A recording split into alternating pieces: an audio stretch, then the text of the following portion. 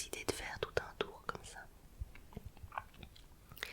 Et on était arrivé dans une ville, il me semble que c'était Restif, mais je suis plus sûre.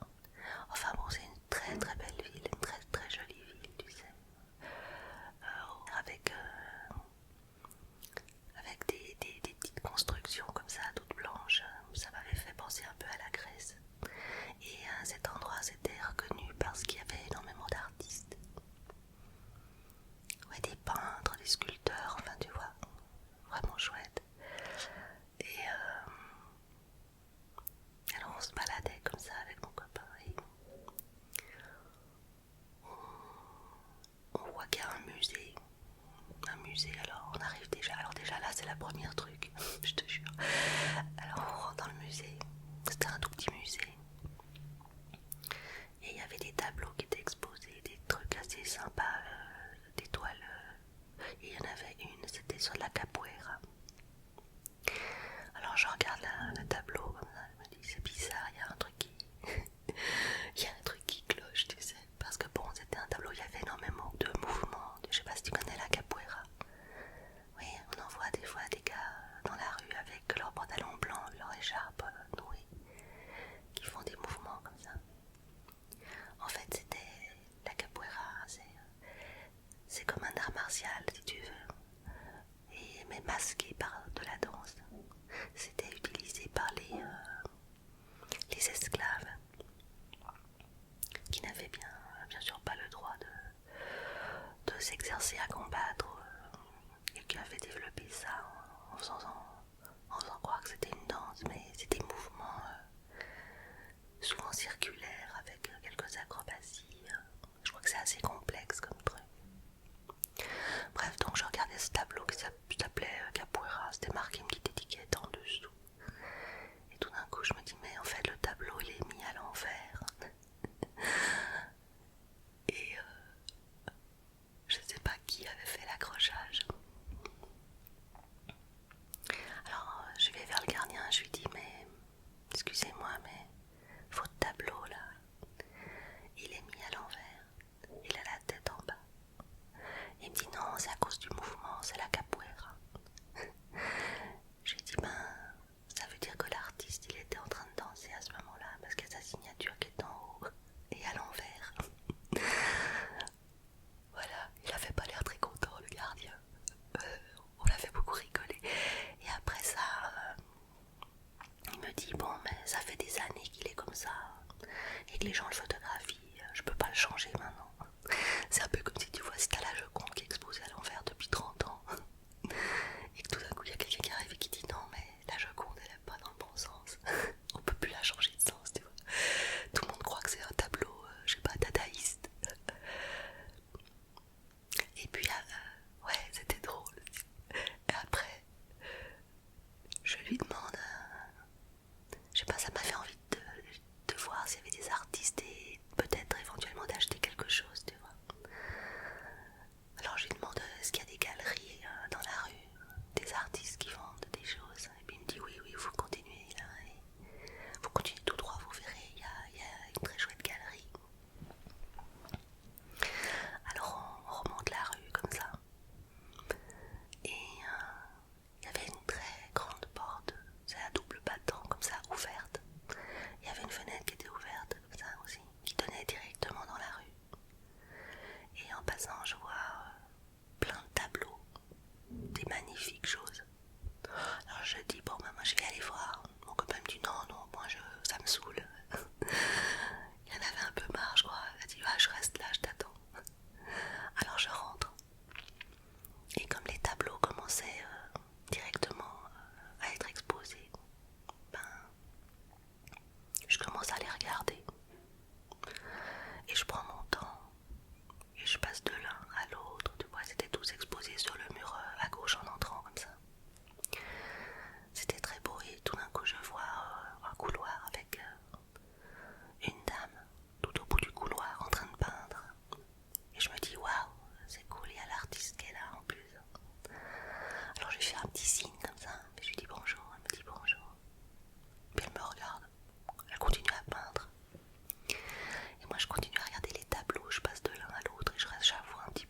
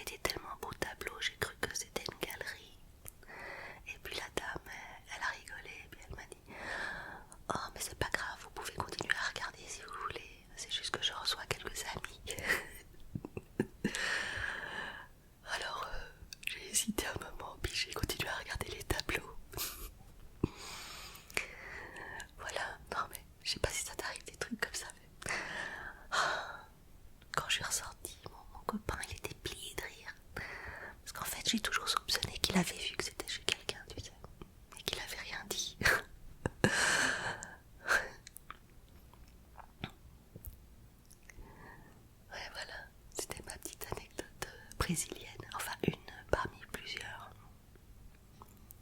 Une autre aussi, bon elle est moins drôle en fait, mais pendant un moment, les premiers jours qu'on était là-bas, on n'avait rien sur nous, tu vois, on n'avait même pas un petit élastique, c'était la mode des bracelets élastiques, enfin bref, j'avais rien pris parce que je m'étais dit même ça, il y a des personnes elles ont rien du tout,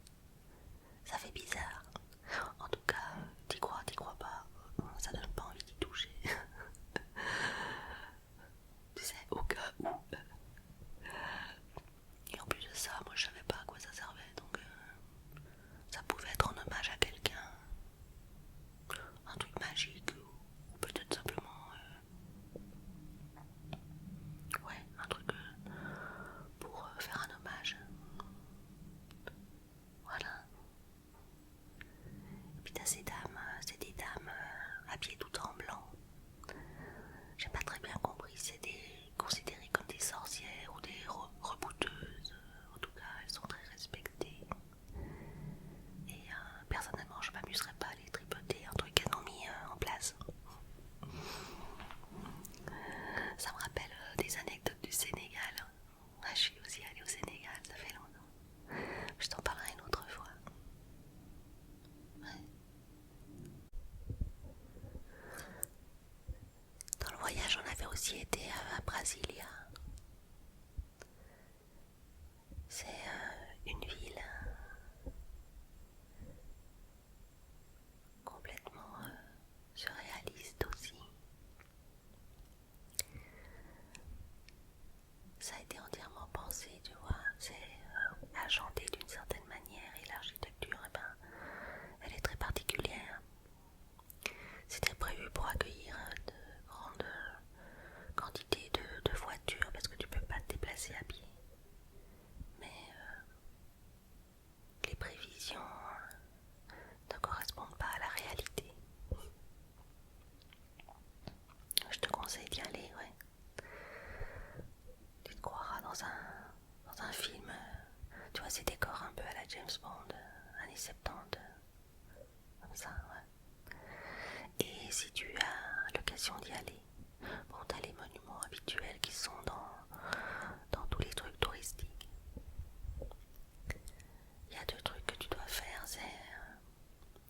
et d'abord il y a une église très particulière, circulaire. Et quand tu rentres dedans, c'est enterré en fait. Et t'as un banc qui fait tout le tour de la pièce. Alors on a testé ça justement avec mon copain, c'est que tu t'assieds. Et si t'es avec quelqu'un, si t'as la chance d'être avec quelqu'un, il va se mettre à l'autre bout de la pièce, qui est très grande. Et tu chuchotes, tu sais, en tournant la tête en direction de la personne. Pas vers le centre, mais contre le mur. Et ça te renvoie le son. Tu vois, c'est comme c'est circulaire. Et que acoustiquement, ça a été pensé comme ça pour donner une certaine amplitude à la voix de celui qui prêche. Si je te parle comme ça, et que je te dis « Hey, je suis contente que tu sois avec moi dans ce voyage », et ben tu l'entends comme ça, aussi clairement que ce que tu m'entends moi. Ouais, c'est un truc qui est vraiment génial à faire. Le deuxième truc, bon, il y en a plein, mais je te dis les trucs un peu particuliers qui moi m'ont plu.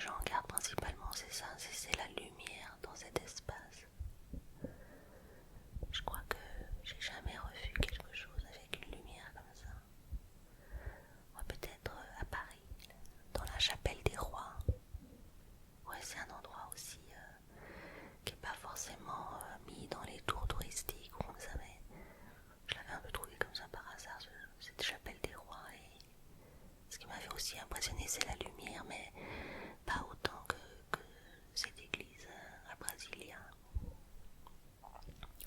Ça devait venir aussi de la couleur du vitrail, tu vois, des vitraux plutôt. Entièrement bleus avec des nuances dans des camailleux. Faudra que ça me donne envie de voir si je retrouve des images.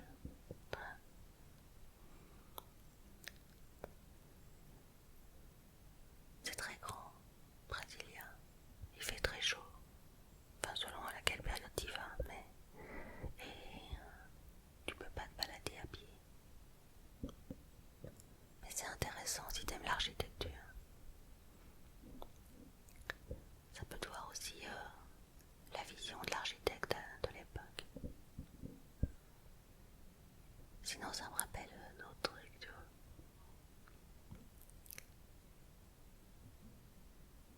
Comme les enfants. Ouais. Les enfants dans la rue. Ça c'est un des aspects qui m'avait pas plu. C'est pour ça, je crois aussi que j'ai pas tellement envie d'aller en Inde. Tout le monde me dit waouh, c'est magnifique l'Inde, mais je sais pas, tu vois.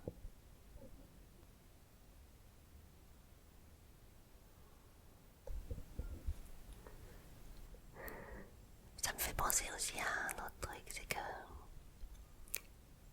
je sais pas toi, mais on part du principe que au niveau des gestes, tout le monde va comprendre où que tu ailles, alors que pas du tout en fait. T'as des gestes qui signifient quelque chose, je sais pas, moi je suis en Suisse, donc en Suisse, et qui signifient pas du tout la même chose au Brésil.